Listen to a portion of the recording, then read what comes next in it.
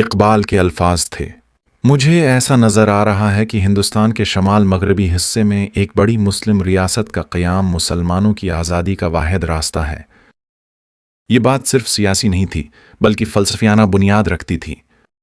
اقبال نے کہا کہ مسلمان محض زمین کا ایک گروہ نہیں بلکہ ایک روحانی وطن رکھتے ہیں، وہ وطن جہاں اسلام کا تصور مساوات، عدل اور اجتماعی ذمہ داری موجود ہو۔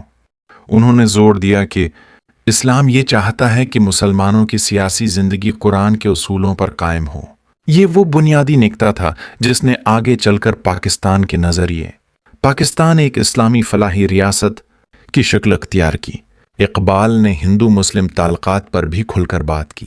انہوں نے کہا کہ ہندو اور مسلمان صدیوں سے ساتھ رہتے آئے ہیں، مگر دونوں قوموں کی تہذیب اور سماجی ساخت اس قدر مختلف ہے کہ انہیں ایک ہی سیاسی نظام میں رکھنا آزاد اور مساوی ریاست کا تصور ختم کر دیتا ہے۔ انہوں نے انتباہ کیا کہ اگر مسلمانوں کو الگ سیاسی شناخت نہ دی گئی تو ان کی ثقافت، ان کی زبان، ان کی مذہبی آزادی اور ان کی معاشی ترقی سب خطرے میں پڑ جائیں گے۔ اقبال نے اپنے خطاب میں مسلمانوں کے اجتماعی مسائل، غربت، تعلیمی کمزوری اور سیاسی انتشار پر بھی گفتگو کی اور کہا کہ ایک علیحدہ ریاست میں مسلمان اپنے سماجی اور معاشی نظام کو اسلام کے اصولوں کے مطابق تشکیل دے کر ترقی کا راستہ اپنا سکتے ہیں۔ ایک ایسی اسلامی ریاست کی جو مسلمانوں کے لیے امید، امن، برابری اور ترقی کا مرکز۔ انہوں نے برصغیر کے مستقبل کے لیے ایک نئے سیاسی نقشے کی بات کی۔ 1930 کا الہ آباد خطاب صرف ایک تقریر نہیں تھا، یہ ایک خواب تھا، ایک وژن تھا جس نے ایک پوری قوم کی سوچ بدل دی۔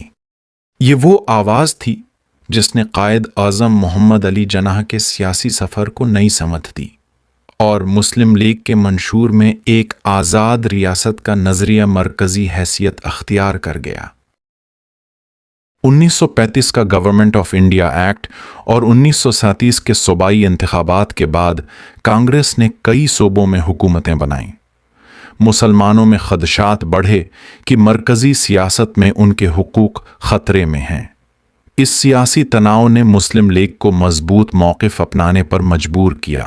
آل انڈیا مسلم لیگ کا سالانہ عام سیشن 22-24 مارچ 1940 کو منٹو پارک، جو بعد میں اقبال پارک مینار پاکستان کی جگہ بنی، لاہور میں ہوا۔ مقامی استقبالیہ کمیٹی کے صدر سر شاہ نواز خان تھے۔ اجلاس ان سے پہلے کی ڈسکشنز اور اسپیشل ورکنگ کمیٹی نے مختلف ڈرافٹس تیار کیے۔ یہ ڈرافٹس آئینی مسائل اور صوبائی خود مختاری کے بنیادی نکات پر مبنی تھے۔ اجلاس میں حتمی متن پر بحث ہوئی۔ 23 مارچ کو اجلاس کے دوران قرارداد لاہور کو جنرل سیشن میں پیش کیا گیا۔ قرارداد کو سید عبداللہ حسین یا سرہ کے فضل الحق کے فاضل الحق نے متروک انداز میں پیش کرنے کی روایت ملتی ہے۔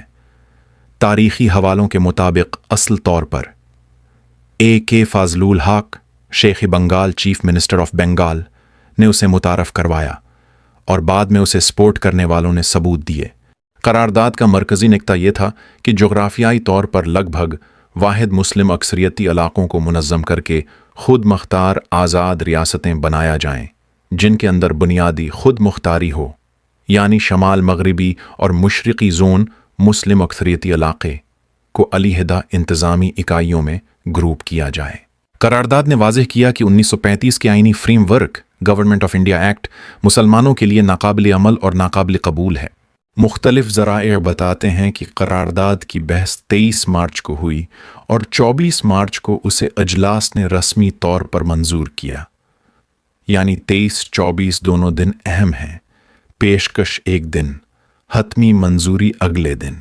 اس منظوری نے مسلم لیگ کے منشور کو واضح سیاسی لائن دے دی۔ قرارداد کے بنیادی نکات: 1. 1935 کے وفاقی ڈھانچے کو مسلم ہندوستان کی مخصوص حالات کے مطابق ناقابل عمل قرار دیا گیا۔ 2. جغرافیائی طور پر متصل مسلم اکثریتی علاقوں کو ایک یا ایک سے زائد آزاد ریاستوں میں جوڑا جائے جن کے اندر کنٹینیونٹس خود مختار و خود سر ہوں۔ 3. صوبائی خود مختاری اور مسلم شناخت کی حفاظت پر زور۔ قرارداد کو مسلم لیگ کے مختلف قائدین نے اچھی طرح سپورٹ کیا۔ محمد علی جناح کے علاوہ ایک کے فاضل الحق نے قرارداد پیش کی۔ دوسروں میں چودھری خالق الزمان، ظفار علی خان، سردار اورنگزیب خان اور دیگر علاقائی رہنما شامل تھے جنہوں نے ثانوی سپورٹ دی۔ ہندو رہنماؤں اور پریس کی بڑی سیاسی پارٹیز نے اسے فوراً پاکستان کی مانگ کے مترادف سمجھا اور بحث شروع ہو گئی۔ کچھ حلقوں نے اسے الگ ملک کا مطالبہ کہا جبکہ دوسرے حوالوں نے اسے صوبائی خود مختاری متحدہ مسلم علاقوں کا مطالبہ کہا۔ سیاسی بحث اور ردعمل فوراً شروع ہوا۔ مسلم لیگ نے اس کے بعد اپنی سیاسی حکمت عملی کو متحد کر لیا۔ انتخابات اور مذاکرات میں یہی بات بنیاد بن گئی۔